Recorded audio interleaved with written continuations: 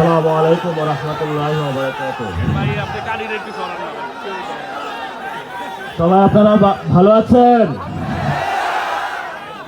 আমার কিন্তু বাসা এখান থেকে দূরে নয়, মাত্র 30 কিলো দূরে। তো আমার জন্ম এখানে, ইলেকশন করেছি হলো ঢাকায় মির্জা আব্বাসের বিরুদ্ধে।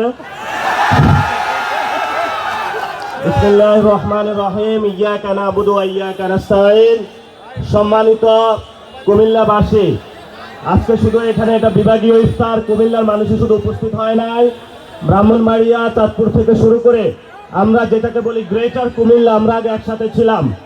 পরবর্তীতে এটাকে খণ্ড খণ্ড করে বিভিন্ন জেলায় রূপান্তর করা হয়েছে।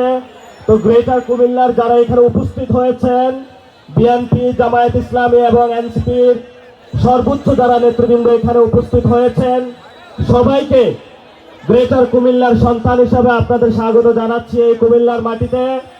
এবং সাথে সাথে আজকে আমরা কোনো দ্বিধাবিভক্তি করব না। আমরা আজকে আমাদের একটা পার্টি, সেটার নাম হলো ইফতার পার্টি। আমাদের পার্টির নাম কি আজকে? পার্টির নাম কি আজকে? এই ইফতার পার্টি থেকে আমরা ঘোষণা করছি যে বাংলাদেশে আমরা যতদিন জীবিত থাকব, বাংলাদেশে ইনশাআল্লাহ চাঁদাবাজ, সন্ত্রাস এবং দুর্নীতির কবর রচনা করব ইনশাআল্লাহ। আমরা এই হেদায়েতের দাওয়াত নিয়ে চট্টগ্রাম গিয়েছিলাম, আজকে কুমিল্লায় এসেছি।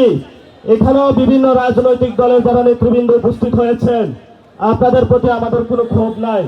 ছোট ভাই হিসাবে, সন্তান হিসাবে আপনাদের কাছে একটা আবেদন, প্লিজ যারা এই যে কুমিল্লার বাস স্টেশনগুলোতে চাঁদাবাজি করে, সিএনজি স্টেশনে চাঁদাবাজি হয়, মেডিকেলে চাঁদাবাজি হয়, আল্লাহর রাস্তায় আপনারা এগুলা বন্ধ করেন। এবং কুমিল্লায় আমরা শুনেছি অনেক জায়গায় ছোট ছোট কিছু গডফাদার আছে এবং এরা নিত্য নৈমিত্তিক ভাবে খুন করে বেড়ায়, মানুষের জীবনের যারা ব্যবসায়ী রয়েছে তাদের জীবন বিপন্ন করে তুলছে। আমরা আপনাদের কাছে অনুরোধ করব, আসুন এক ঐক্যবদ্ধভাবে আমরা একটা গ্রেটার কুমিল্লা সাজাই, যেখানে আমরা শান্তিতে বসবাস করতে পারবো ইনশাআল্লাহ। সবশেষ দুইটা কথা বলবো। আমাদের ইনকিলাবের পথিক শহীদ ওসমান হাদি ভাইয়ের হত্যা হয়েছে, বাংলাদেশে আমরা শুনেছি বিচার হবে, কিন্তু বিএনপি সরকার গঠন করেছে। আমরা প্রধানমন্ত্রী তারেক রহমানকে অনুরোধ করব যে আপনি এই বিচার যে প্রক্রিয়া রয়েছে সেটা দ্রুত উদ্যোগ নিন।